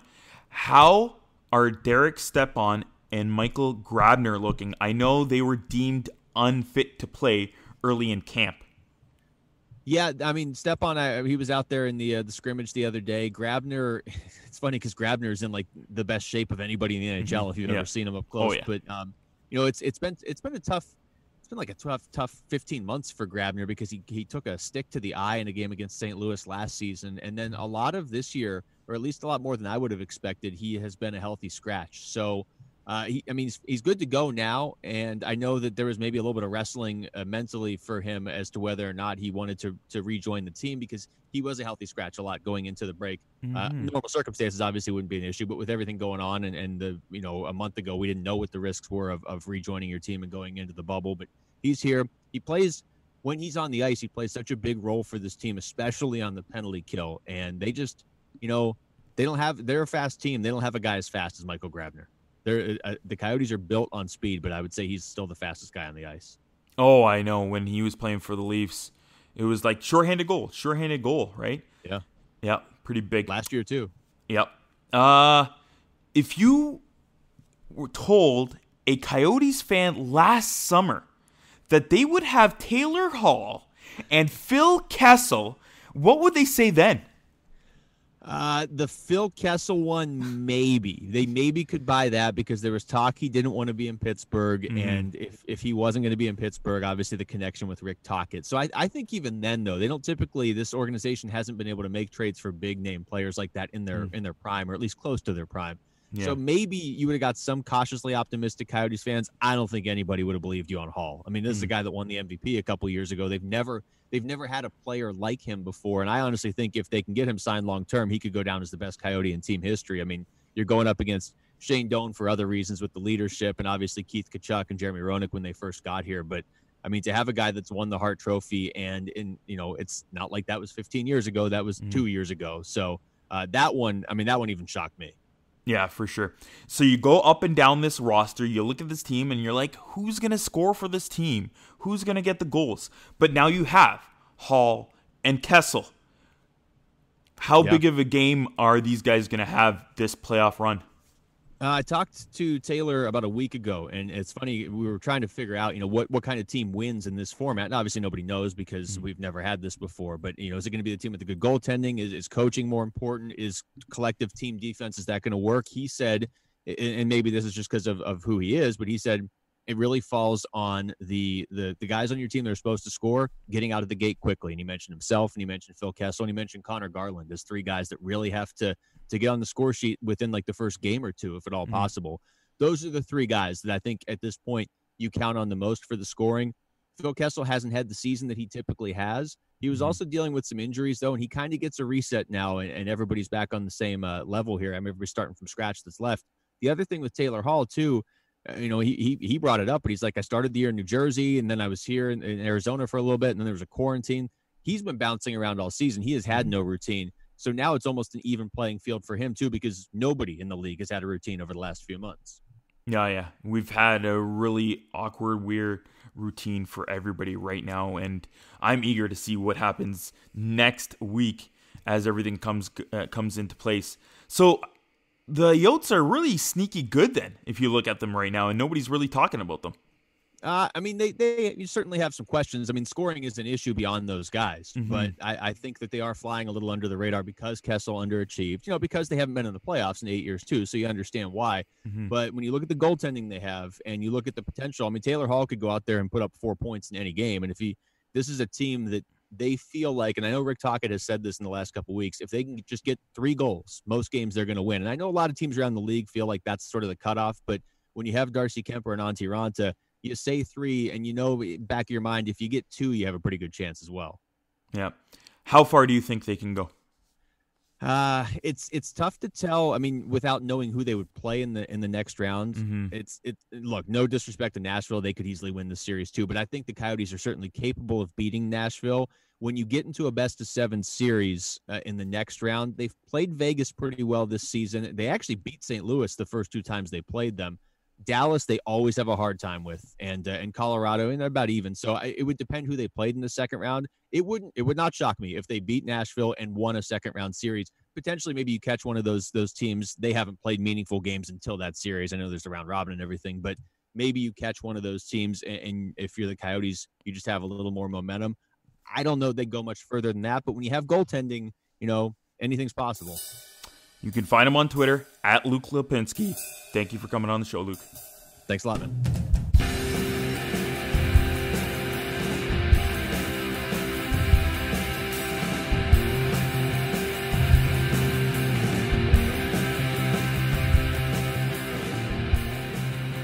I want to thank all of our guests today.